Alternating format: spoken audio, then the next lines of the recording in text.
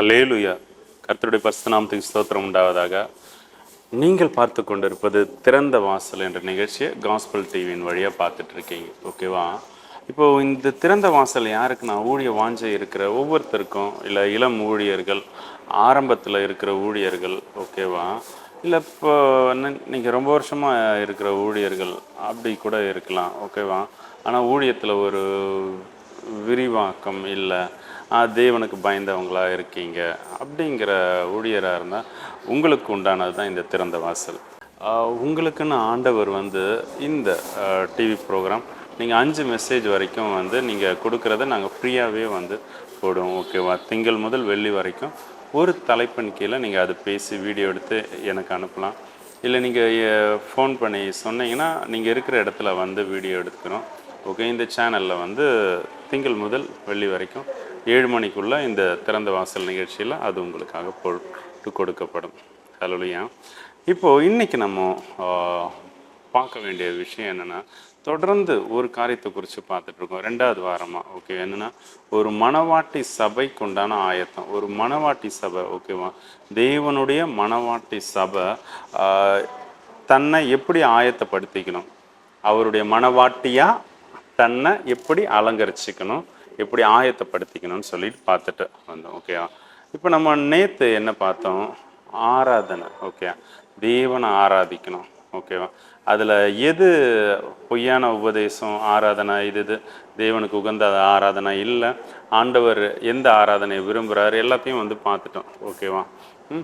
அப்போது ஆராதனைனா உங்களுக்கு தெரியும், ஆராதனைனா என்னென்னு புரிஞ்சிருக்கும். இன்றைக்கி நம்ம என்ன பார்க்க போகிறோம்னா, மன்னிப்பு.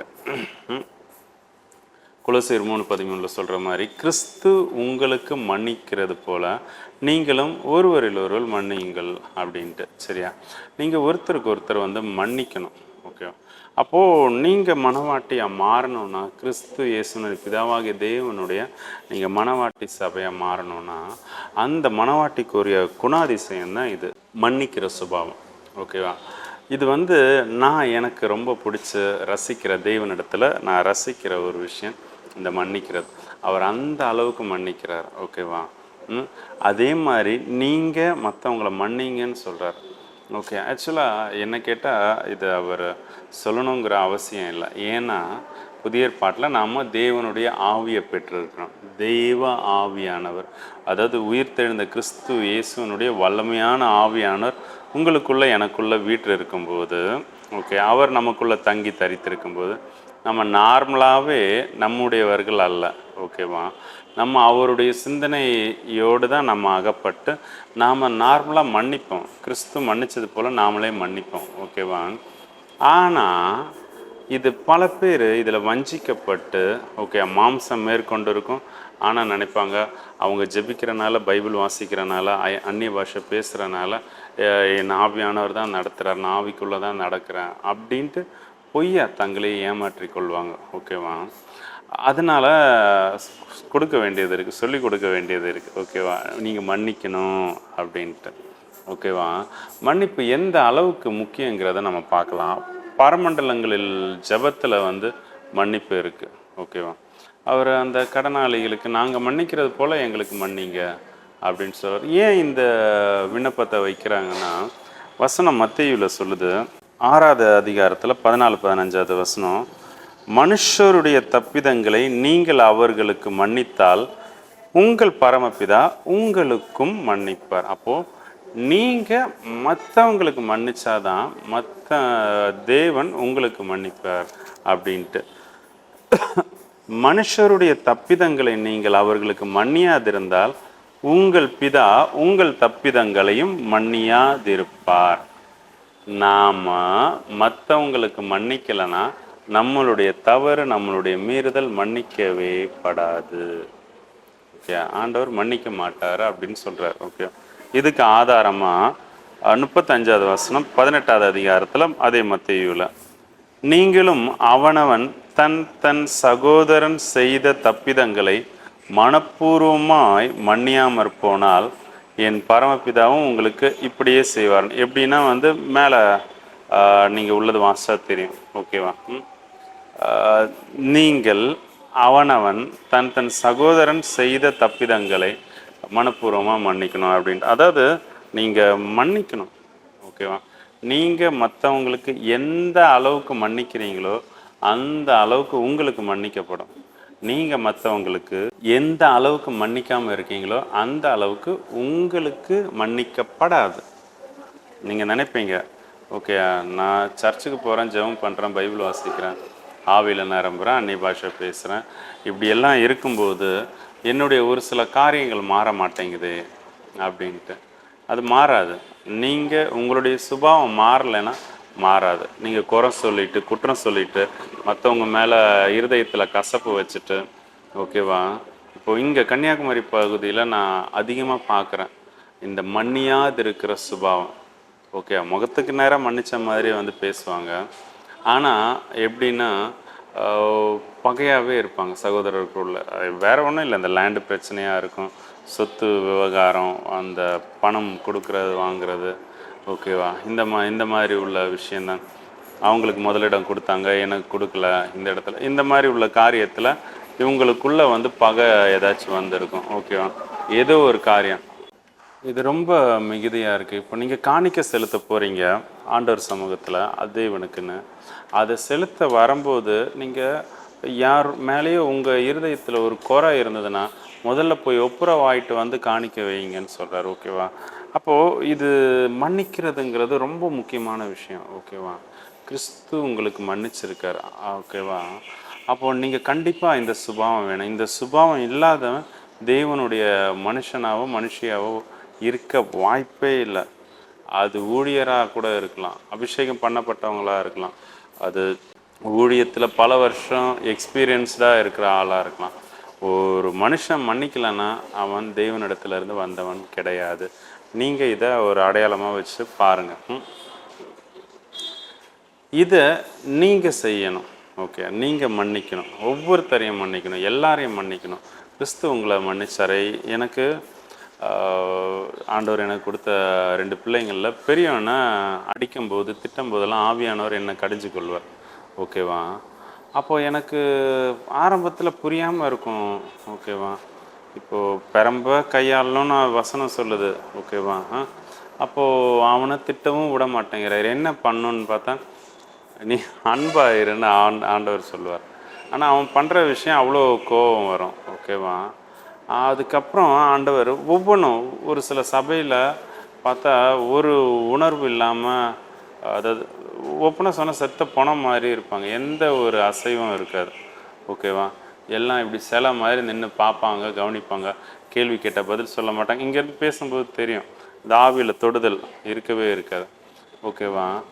அப்போது அவங்கள திட்ட தான் வரும், ஓகேவா? திட்ட மீன்ஸ் ஏன் இப்படி இருக்கீங்க, இப்போ வசனம் இப்போ சொன்னது தானேன்னு கேள்வி கேட்டால் வந்து அவங்களுக்கு தெரியாது, சொல்ல முடியாது. அவங்க சர்ச்சுக்கு ஏதோ கடமைக்குன்னு வருவாங்க, முகத்தை அங்கே இங்கே திருப்பினா வந்து ஊழியக்காரங்க திட்ட போகிறாங்கன்னு சொல்லி அப்படியே நேரில் பார்ப்பாங்க.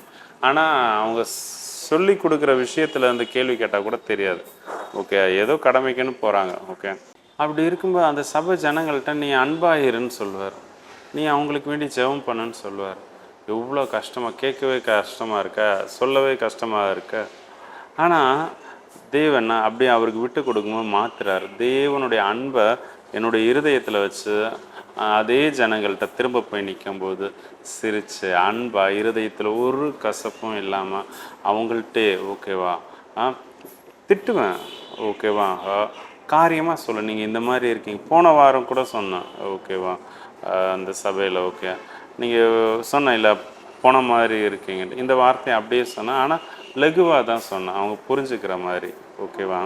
அது கோபத்தில் என்னுடைய மாம்சம் கலக்காதபடிக்கு தான் அவங்கள்ட்ட சொன்னேன். இப்படி இருக்கீங்க, ஓகேவா?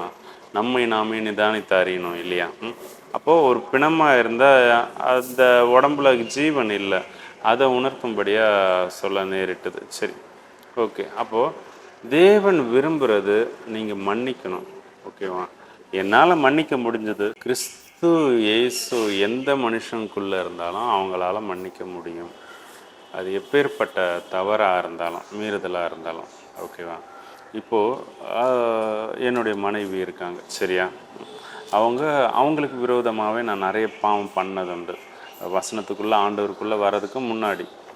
துன்மார்க்கத்தில் இருக்கும்போது அவங்களுக்கு விரோதமாக நிறைய பாவங்கள் செஞ்சுருக்கேன். ஓகேவா? அது எல்லாத்தையும் அவங்கள்ட்டையே அறிக்கையிட வச்சார் தேவன். ஓகேவா? ஒரு இருதயத்தில் ஒரு பயத்தை உண்டு பண்ணி அவங்கள்ட்டையே வந்து அறிக்கையிட வச்சார். ஓகே, அன்னைக்கு தான் எனக்கே ரட்சிப்பு வந்தது, ஒரு விடுதலை வந்தது. ரட்சண்ய சந்தோஷம்னா என்னன்னு எனக்கு அதை உணர்ந்தேன். சரியா? அப்போது அன்னைக்கு ஒரு விடுதலை வந்து தான் அவங்க ஒய்ஃபு, ஓகேவா, அவங்க என்னை மன்னிக்கிறாங்க. உலகத்தில் ஒரு பெண்ணால் மன்னிக்க முடியாத பாவம் இருக்குது தன்னுடைய கணவர்கிட்ட. ஓகே, எந்த ஒரு மனைவியும் கணவர் இன்னொருத்தங்களை நேசிக்கிறாருன்னா அது மன்னிக்க மாட்டாங்க இல்லையா? தன்னுடைய அந்த என்ன சொல்கிறது படுக்கை அறையை இன்னொருத்தவங்க கூட பகிர்ந்து கொள்கிறதுக்கு எந்த பெண்ணுமே அனுமதிக்க மாட்டாங்க. அதுக்கப்புறம் இவங்க சேர்த்துக்க மாட்டாங்க ஒய்ஃப். இது நார்மலான சுபாவம். ஓகே, ஆனால் இந்த மாதிரி வந்து பல தவறுகள் நான் செய்யும்ன்றது கூட அவங்க கிறிஸ்து இயேசுன்னு வழியாக அவங்க மன்னிக்க முடிஞ்சது ஒய்ஃப். ஓகேவா? ஒய்ஃபாக தான் ஜெபிக்க சொல்கிறேன். எதுக்கு வேண்டி ஜெபிக்கணும்னு செய்யும்போது நான் உனக்கு விரோதமாக தப்பு பண்ணிட்டேன், பாவம் பண்ணியிருக்கேன், இன்னென்ன பாவம் செஞ்சுருக்க, யார் யார் கூட எங்கெங்கன்னு சொல்லிவிட்டு அதை எல்லாத்தையும் சொல்கிறேன். அவங்க அப்படியே முகத்தில் ஒரு பிரகாசத்தோட தெய்வ பிரசன்னத்தில் கிறிஸ்து உங்களை மன்னிக்கிறார், கர்த்தர் உங்களை மன்னிக்கிறாரு, என்னையும் மன்னிக்க சொல்கிறாரு, நானும் மன்னிக்கிறேன்னு சொல்லிவிட்டு அந்த சிரிச்ச முகம் இப்போவுமே என் முகத்துக்கு நேராக இருக்கு. அந்த ஒரு மன்னிப்பு என்ன தேவனுடைய மனுஷனாக மாற்றிச்சு. இது ஆக்சுவலாக பார்த்தா என்னுடைய மனைவியை உயர்த்தி நான் சொல்லலை, தேவன் என்னை மன்னிக்கிறாரு இன்னொரு மனுஷங்க மூலியமாக. அந்த மனுஷங்க தேவனுக்கு விட்டு கொடுக்கும்போது தேவ அன்பில் நிரம்பி அது அப்படியே வழிஞ்சு எனக்குள்ளே வருது அந்த அன்பு. ஓகே, அப்போது நான் என்ன நினச்சி ஒப்பு கொடுக்குறேன், செய்கிற தப்புக்கு ஒரு தண்டனையை அனுபவிச்சிட்டா அந்த தப்புலேருந்து விடுதலை கிடைக்கும். ஏதோ ஒரு ஜெயில் தண்டனையோ எதுவோ. இப்போ ஒய்ஃப் வந்து கேஸ் போடலாம். ஓகேவா? இல்லீகலாக தப்பு தான், சட்டப்படி நான் செஞ்சது தப்பு. ஓகே, அப்படி கேஸ் போட்டு கூட இது பண்ணலாம். அது எதுவுமே வந்து செய்யலை. ஓகே, நான் அப்படி தான் நினச்சேன். அந்த மாதிரி ஏதாச்சும் இருக்கும். அப்போ அந்த தண்டனையை அனுபவிச்சுட்டு அந்த தண்டனையை நான் ஏற்றுக்கிட்டதுக்கு அப்புறமா அந்த தண்டனையினுடைய நிறைவில் இந்த பாவத்திலேருந்து விலகி இருப்பேன் அப்படின்னு நினச்சி தான் வந்து மன்னிப்பு கேட்டேன். ஆனால் மன்னிப்பு கூட கேட்கல, அந்த தவறை அறிக்கையிடுறேன், கன்ஃபஸ் பண்ணுறேன். ஓகே, ஆனால் தேவன் அவங்களுக்குள்ளே இருந்து மன்னித்தது என்னால் அவ்வளோ பெரிய தேவன். ஓகேவா? அந்த தேவன் உங்களை மன்னிச்சார் இல்லையா? நீங்கள் மற்றவங்களை மன்னிக்கணும் இல்லையா? உங்கள் பெற்றோரை மன்னிக்கணும் இல்லையா? உங்கள் பிள்ளைங்களை மன்னிக்கணும் இல்லையா? கணவரை மனைவியை மன்னிக்கணும் இல்லையா? உங்கள் வேலை செய்கிற முதலாளியை மன்னிக்கணும் இல்லையா? சக ஊழியர்களை கூட வேலை செய்கிற சகோதரிகளை மன்னிக்கணும் இல்லையா? உங்கள் சபையில் உள்ளவங்களை நீங்கள் மன்னிக்கணும் இல்லையா? உங்கள் உற்றார் உறவினர், சொந்தம் பந்தம், ஓகே, சகோதரர்கள், ஓகே, ஸ்கூல் படிக்கிறவங்க, காலேஜ் படிக்கும்போது, ஓகேவா? இப்போ எத்தனை பேர் நீங்கள் மன்னிக்காமல் எத்தனை பேர், அதுவும் திரும்ப திரும்ப நான் சொல்கிறேன், இந்த மாவட்டத்தில், கன்னியாகுமரி மாவட்டத்தில் இந்த மாம்ச கிரியைகள் என்னால் அதிகமாக உணர முடியுது, பார்க்க முடியுது, நிறைய தெரிஞ்சுக்கவும் செய்கிறேன். ஓகேவா? ஒரு மனுஷரை இவங்க இப்படி தான் சொல்லிட்டு நியாயம் தீர்க்க கூட நம்ம போகக்கூடாது. இவன் கெட்டவனாகவே இருக்கட்டும், அவனை நல்லவனாக ஆக்குறதுக்கு என்னால் என்ன செய்ய முடியும்? ஃபஸ்ட்டு வந்து நம்ம சொல்லலாம், தம்பி இப்படி இருக்கிறது நரகத்துக்கு நேராக போகணும். ஓகேவா? அதை அவன் ஏற்றுக்கொள்ளும் ரீதியில் சொல்லணும். மத்திய 28 கடைசியில் அப்படி தான் சொல்கிறார். ஓகேவா? அவங்க கற்றுக்கொள்கிற மாதிரி நம்ம உபதேசிக்கணும் அப்படின்ட்டு. அப்போது ஒரு வாலிப பிள்ளைங்களாக இருந்தால் வாலிப பிள்ளையாக நம்ம மாதிரி தான் வந்து போய் பேச போகணும். அந்த வாலிப பிள்ளை என்னை ஏற்றுக்கிட்டாதான் என்னுடைய உபதேசத்தை வந்து ஏற்றுக்கொள்ளும். சின்ன பிள்ளைங்க வாலிப பிள்ளைங்கள்ட்ட மினிஸ்ட்ரி இப்படி தான் செய்யணும். அதே மாதிரி பெரிய வயசானவங்கள்ட்ட, ஓகேவா, அவங்கக்கிட்ட போகும்போது யூதனுக்கு யூதனாக கிரேக்கனுக்கு கிரேக்கனாக தான் போகணும். ஓகேவா? நீங்கள் புதிய ஏற்பாடு பிரமாணத்தை உடையவங்களா நீங்கள் போகணும். ஆனால் அவங்க இதில் போனால் தான் நீங்கள் சுவிசேஷம் வசனத்தை அவங்கக்கிட்ட கொண்டு சேர்க்க முடியும். ஓகேவா? ஃபைனலாக நான் ஒரே ஒரு விஷயத்தை தான் வந்து சொல்கிறேன். நீங்கள் மன்னிங்க. இப்போ வாலிப பிள்ளைங்கள்ட்ட நீங்கள் சுவிசேஷம் சொல்லணுன்னா அவங்க பண்ணுற ஆக்டிவிட்டியை நீங்கள் ஏற்றுக்கணும். ஓகேவா? அவங்க பண்ணுற காரியத்தை நீங்கள் மன்னிச்சாதான் உங்கள் இருதயத்தில் அவங்க மேலே வந்து தவறு குற்றம் பார்க்கலைன்னா தான் உங்கள் என்ன சொல்கிறது, உங்கள் மாம்ச கண்ணு அவங்க பண்ணுற தப்பை இது பண்ணலைன்னா தான் அவங்கள மன்னிக்கவே முடியும். அவங்கள மன்னிச்சா தான் அவங்களுக்கு இங்கே சுவிசேஷமே சொல்ல முடியும். அது உங்கள் பிள்ளைங்களாக இருக்கலாம், இல்லை ஊழியத்தில் உள்ளவங்களா இருக்கலாம், சபையில் உள்ளவங்களா இருக்கலாம். ஓகேவா? இருக்கும் கண்டிப்பாக. நம்ம மன்னிக்காத நிறைய பேர் இருப்பாங்க. இப்போ சபையில் இந்த மாதிரி இருக்கிற வாலிப பிள்ளைங்க ஒரு மாதிரி வாக்கு இல்லாமல் முடி வெட்டி இருப்பாங்க. ஆண் பிள்ளைங்க சொல்கிறேன். ஓகே. அப்போ ட்ரெஸ்ஸிங்கு, அவங்க பேசுகிறது, கீழ்ப்படியாமல் இருக்குது, இது எல்லாம் ஓகே உங்களுக்கு நிறைய தடவை வேதனையை கொடுத்துருக்கலாம். தயவு செஞ்சு மன்னிங்க, ஆண்டவரே மன்னிங்கன்னு சொல்லிட்டு. ஓகே, மனசார முழு இருதயத்தோடு நீங்கள் வந்து கேளுங்க. சரியா? ஆண்டவர் வந்து மன்னிப்பார். இன்னும் அந்த பிள்ளைங்களை நேரில் பார்க்கும்போதும் வந்து மன்னிச்சிரு தம்பின்னு தாராளமாக கேளுங்க. ஓகேவா? ஆண்டவர்கிட்ட கேட்டு திரும்ப வந்து அந்த பசங்கள்ட்டையும் கேளுங்க. அதே மாதிரி பெரியவங்கள்ட்டையும் வசனம் சொல்லணும்னா அவங்களுக்கு ஏற்ற மாதிரி தான் போகணும். ஓகே, பெரியவங்கள்ட்ட வசனம் சொல்கிறதுக்கு கொஞ்சம் நம்ம வசன அறிவோடு தான் போகணும். சும்மா 4 வசனத்தை கையில் வச்சுட்டு அப்படிலாம் போக முடியாது. ஓகேவா? அவங்க ஏன்னா அனுபவத்தோடு நிறைய கேள்விகள் கேட்பாங்க. அதுக்கு சொல்கிறதுக்கு நம்ம கிட்ட வசனம் இருக்கணும். ஓகேவா? இல்லை தேவ ஆவியானவர் நமக்குள்ளே இருக்கணும். ஓகேவா? நான் அபிஷேகம் பெற்றுக்கிட்டேன், தேவ ஆவியானவர் கூட தான் இருக்கேன் சொல்லிவிட்டு அப்படிலாம் போகக்கூடாது. ஓகே.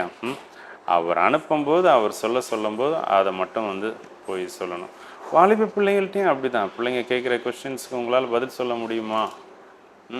ஓகே, அப்போது நீங்கள் தைரியமாக போகலாம். ஒன்று தேவ ஆவியின் பலத்தில் போங்க, இல்லை வசனத்தில் தேறி இருந்தீங்கன்னா நீங்கள் போகலாம். ஓகேவா? நீங்கள் எப்படி போனாலும் மன்னிக்கிற சுபாவத்தோடு போங்க. அவன் கல் எடுத்தே அடித்தாலுமே வந்து ஸ்தோத்திரம். ஓகே, கர்த்தர் ஒன்று நேசிக்கிறார், கிறிஸ்து ஒன்று நேசிக்கிறார், இயேசு ஒன்று நேசிக்கிறாருன்னு அது உங்களுக்கு மனசார அந்த மகனோட முகத்தை பார்த்து சிரிச்சுட்டு சொல்ல முடியுமா? நீங்கள் தைரியமாக நீங்கள் இதை செய்யுங்க. அப்போ அந்த சுபாவம் உங்களுக்குள்ளே இருந்தால் தான் நீங்கள் கிறிஸ்துவனுடையவர், நீங்கள் மனவாட்டியே, நீங்கள் அபிஷேகம் பண்ணப்பட்டவங்க, நீங்கள் தேவனால் நடத்தப்படுறவங்க, நீங்கள் ஒரு கிறிஸ்தவனாலே இந்த மன்னிக்கிற சுபாவம் உங்களுக்குள்ளே இருந்து ஆகணும். ஓகே, கிறிஸ்து மன்னிச்சார்.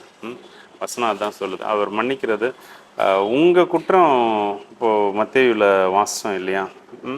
ஓகே, மனுஷர் செய்யும் தப்பிதங்களை நீங்கள் மன்னிக்கலைன்னா அவரும் பரமபிதாவும் உங்களுக்கு மன்னிக்க மாட்டார். நீங்கள் எந்த அளவு மன்னிக்கிறீங்களோ அந்த அளவுக்கு தேவன் உங்களை மன்னிப்பார். ஓகேவா? இது வந்து மன்னிக்கிறது. சரியா? இதில் இன்னும் கொஞ்சம் டீட்டெயிலாக பார்த்தா, இப்போ மோசே இருக்கார். ஓகேவா? இப்போது அந்த மோசே என்ன பண்ணுறாரு, ஜனங்களுக்கு வேண்டி, ஜனங்க எல்லாமே பாவம் செய்கிறாங்க, தெய்வ கோபத்துக்குள்ளே போகிறாங்க. அப்போது தேவன் அந்த ஜனங்களை அழிச்சிடணும்னு சொல்லிட்டு முடிவு பண்ணுறாரு. இந்த ஜனங்க ஓகே வணங்கா கழுத்துள்ளவங்களா இருக்காங்க, இவங்க வச்சு ஒன்றும் பண்ண முடியல, அந்த நம்ம தேவனே பரீட்சை பார்த்தாங்க. ஓகேவா? இப்படி எல்லாம் இருக்குது. அந்த ஜனத்தை அழிக்கும்படி வரும்போது மோசே தேவனிடத்தில் பரிந்து பேசுகிறார். ஓகேவா? என்னென்ன மன்னிக்கிறதுக்கு வேண்டி. ஓகேவா? அந்த ஜனங்களை விட்டுருங்க, என்ன கூட என்னுடைய பேரை கூட ஜீவ புஸ்தகத்திலேருந்து கிறுக்கி போட்டுருங்க, அந்த ஜனங்களை ஒன்றும் பண்ணிடாதீங்கன்னு சொல்லிட்டு. அப்போது ஒன்று நீங்கள் மற்றவங்கள மன்னிக்கணும், ரெண்டாவது மற்றவங்க மன்னிக்கப்படுறதுக்கு வேண்டி தேவனிடத்தில் நீங்கள் மன்றாடணும். ஓகே, உங்கள் சபையில் இருக்கிறவங்க, உங்கள் வீட்டில் இருக்கிற தேவனே இவர்களுடைய குற்ற தப்பிதங்களை நீங்கள் பார்க்காதபடிக்கு மன்னிங்க சொல்லிட்டு நீங்கள் கண்டிப்பாக ஜெபிக்கணும்.